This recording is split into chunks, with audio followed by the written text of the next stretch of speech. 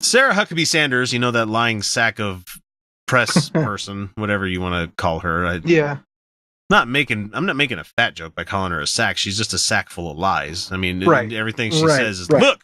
Right. We're not going to make fun of her size or stature or her lazy eye or her smoky eyes. Yeah, or her smoky eyes. I'm amazed she can get the smoky eye right when she I'm amazed she gets mascara on, really. Kyle, that's so mean. I'm sorry, she has a lazy eye. I can't not look at it. Like, I'm over here, Sarah. Damn Sarah, it. Over here. Look. God damn it. Anyway, yeah, we're gonna get some comments on that one. I know. I'm sure. I'm sorry. She has a lazy eye. It's distracting. So, I mean, on top of what the story we're going to report here is that I'm hearing that Trump people in Washington, D.C. are having a hard time getting laid. I saw a news article about that earlier this week where, oh, yeah, we're at the bar. And, hey, we're hanging out. Hey, what do you do for a living? Oh, I work in the White House. Oh, you can go fuck yourself. And then they go walk away from the bar. Yeah. That's great. That sounds appropriate. So the family-friendly version of it is Sarah Huckabee-Sanders went to a restaurant called Red Hen in Lexington, Virginia, which I left them a 5-star rating earlier today because they're being brigaded by assholes, of course. So anyway, last night, she said, I was told by the owner of Red Hen in Lexington, Virginia to leave because I work for POTUS and I politely left. And Sanders went to continue saying, her actions say far more about her than me. No, they don't. This is the same lady from the White House that said that, you know, Christians shouldn't have to bake cakes for gay people. You know? It's interesting how it's okay as long as it's not me. You know, as long as they're not going against me, a white cis woman, you know, that's working in the White House for the Republicans. As long as they don't do anything offensive towards me clutching my pearls, everything's okay.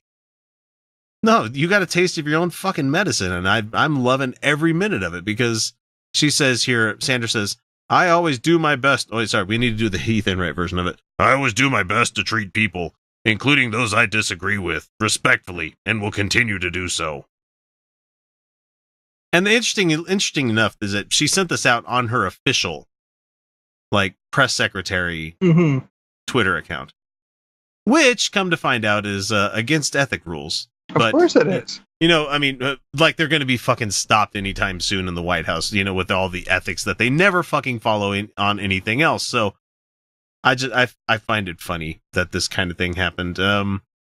The lady that owns the restaurant, Stephanie Wilkinson, told the Washington Post in an interview Saturday that she would have done the same thing all over again. Yeah. It's completely within her rights because political affiliation is not a protected class. Yeah. In some states it is. I think California is one of the few. I could be wrong about that one. But yeah, it's not a protected class according to the 14th Amendment kind of thing. So yeah. So you could choose interesting. Yeah, but even then, I don't think they would. I don't think it's necessarily because of her political affiliation. It's more her personal affiliation and her. So you know, yeah, I feel you're like, okay. I feel like you can say to someone, I don't like the things you've said publicly. Please don't eat here. Yeah. Yeah, I'm pretty sure you'd be okay there. I'm pretty sure. Well, yeah. The interesting thing is I read another article. This one I've got from CNN. There was another article I read earlier today where she went in the lady that runs the restaurant, Stephanie Wilkinson, she wasn't actually at the restaurant when Sarah Huckabee-Sanders showed up. And she had the reservation under her husband's name, so they didn't know until she showed up that, oh my gosh, SHS is here. We need to figure out what we're going to do. So they called her at home and she's like, okay, hang on, I'll come in real quick. She came in and she's like, okay, what are we going to do? And she's like, let me ask all my staff. She put it up to a vote with her staff because a lot of her staff, she said, is LGBTQ. And they've been absolutely fucking terrible to that community in this White House. Oh, yeah. And there's people that work in the kitchen that are minorities, probably some of them that might be undocumented. I'm just casting with a wide net here. Only because I've worked with people that have been in kitchens, and so I know exactly what goes on there. So anyway, they put it up to a vote and they said, yeah, we don't want her to be here. And so she walked up to her and asked her politely to leave. And she said, I explained that the restaurant has certain standards that I feel that it has to uphold, such as honesty and compassion and cooperation. And she said, I'd like to ask you to leave. Okay, see, asking her to leave on honesty, compassion, and cooperation. Oh, there's nothing. There's nothing. If that's specifically what she's citing, honesty, compassion, and cooperation, nothing. Yeah. Yep. She can't say it like, because I hate you. Although that'd probably be okay too. Oh, except for, Mike Huckabee. Mike Huckabee, got this guy. He called it bigotry on Twitter. Oh, of course he did. Because he doesn't understand the meaning of the word. They so want to be oppressed. They want to be oppressed. Did you guys see his other tweet that he put out earlier about how Nancy Pelosi has her people set up that her next election committee is going to be, and there's a picture of an MS-13 gang, and it's like, that's racist, Mike. That's fucking racist. Fuck. Yeah, we use the R word here. Fuck you, people. Anyway, she said after she left, Huckabee called it bigotry. He said, on the menu at Red Hen Restaurant in Lexington, Virginia, you can ask for the, quote, hate plate. And appetizers are small plates for small minds, he posted on Saturday. You're not funny, Mike. You're never going to be a comedian. Never. Get out. Never. And also, hate, that's not what hate looks like, hun.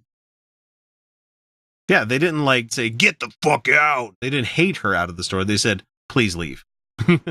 That's all they did. A separate restaurant in Washington, D.C. also named the Red Hen, posted on social media that it has no affiliation with the restaurant in Virginia. I can understand, because there's been a fucking brigading effort on this crazy.